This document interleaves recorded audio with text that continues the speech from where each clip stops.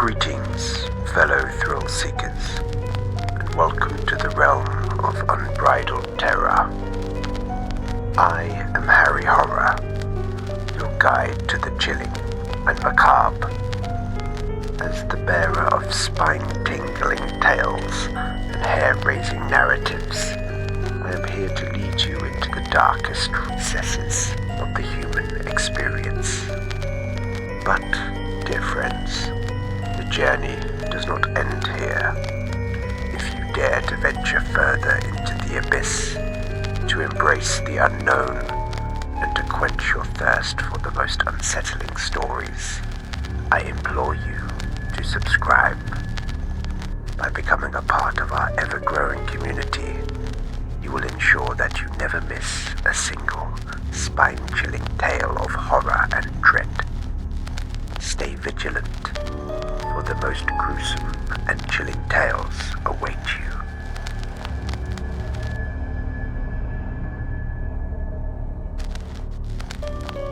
On the eve of Halloween, as the moon hung low and shadows danced in the chill night air, it's time to delve into a tale that chills the bone and curdles the blood. In the heart of cinematic horror, the man known as Michael Myers emerged, a character inspired by a web of chilling truths woven into the darkest corners of human existence.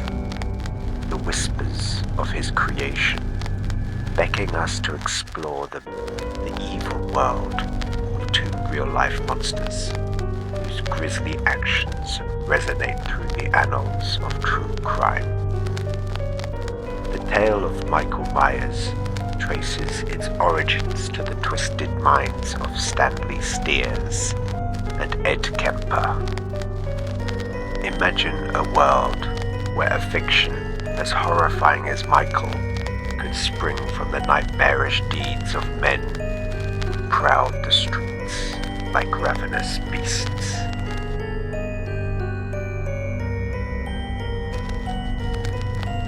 Stanley Stiers is the enigma from decades past, a tale of a stolen identity gone horribly wrong.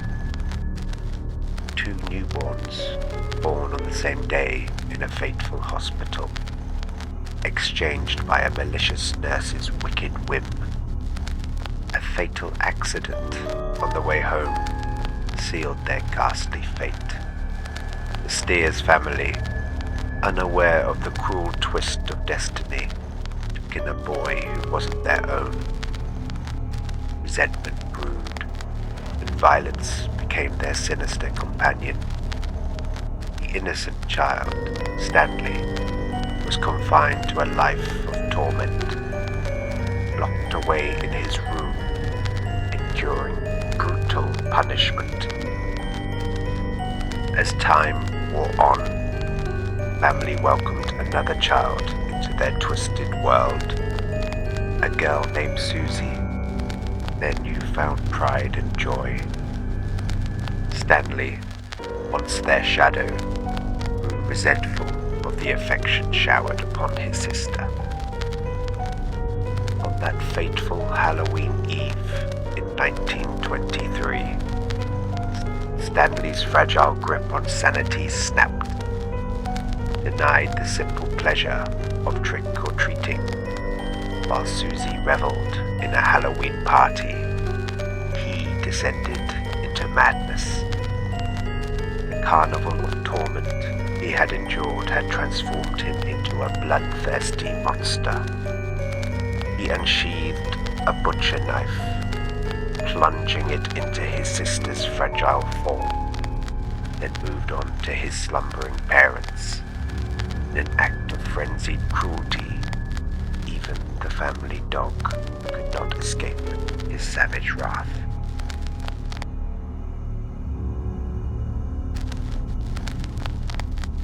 The following night, on October 31st, Stanley roamed the streets, his deranged mind a carnival of horrors. Bullies who had tormented him at school felt the razor-sharp edge of his fury. He entered one of their homes, leaving behind a gruesome tableau of death. When the authorities arrived, they found him on a swing set, a ghastly smile etched on his face, his pockets filled with stolen candies. He was apprehended and locked away in a private psychiatric institution, where his psyche would be dissected for 13 long years. The horrifying aspects of Stanley's life blend into a blur, shrouded in mystery. Rumors abound that the government conspired to hide his story, but the reasons behind this sinister secrecy remain cloaked in shadows. A relentless quest to understand what drives a child to commit such atrocious acts began at the mental institution. They explored every angle, even delving into paranormal realms, but found no answers. Then, on October 31st, 1936, Stanley, now a 6'4" behemoth, walked away from his captors, as though he was a phantom. Bullets did little to stop him, and stories circulated about his unnatural strength and relentless fury.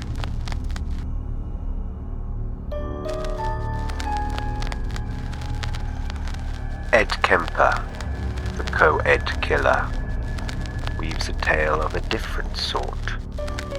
He was no stranger to criminology's darker corners, and his portrayal in Netflix's Mindhunter sent chills down the spines of viewers. This man of towering intellect stood at a staggering 6'9", an enigmatic figure overshadowed by the blanks of Gacy, Dahmer, and Bundy. As a child, Kemper exhibited his penchant for macabre, decapitating his sister's dolls and even stalking his second-grade teacher with a bayonet. Unlike his monstrous peers, he never donned a clown's mask or engaged in grotesque feats upon his victim. From an early age, he was a force of evil, a boy who derived pleasure from dissecting animals, leaving their remains hidden in his closet. His first human victim was his own grandmother, whom he shot with a .22 caliber rifle following a heated argument. His next victim was his grandfather, dispatched moments later.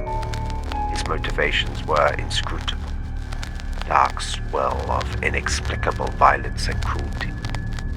He called his mother, seeking advice on what to do, and willingly surrendered to the authorities. Released in 1969, Kemper embarked on a chilling spree of murdering young, hitchhiking women, driven by an unholy compulsion that festered within him. His twisted rituals included necrophilia and dismemberment. In 1973, he moved in with his mother on the UC Santa Cruz campus. Unable to resist his vile desires any longer, the height of his frenzy, his killings became more gruesome, and his actions more erratic. He buried the severed head in his mother's garden, gazing upward at her bedroom window in a macabre tribute to her insatiable desire for attention. But his darkest act awaited him on April 20th, 1973.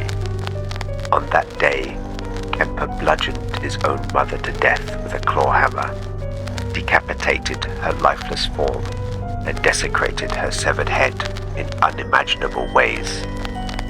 Her tongue and larynx found their way into the garbage disposal, a grotesque testament to his deep-seated hatred for her. By this point, his body count had reached 10, and his reign of terror was finally brought to an end. As we traverse the eerie corridors of these real-life horrors, we glimpse the blurred boundaries between fiction and reality.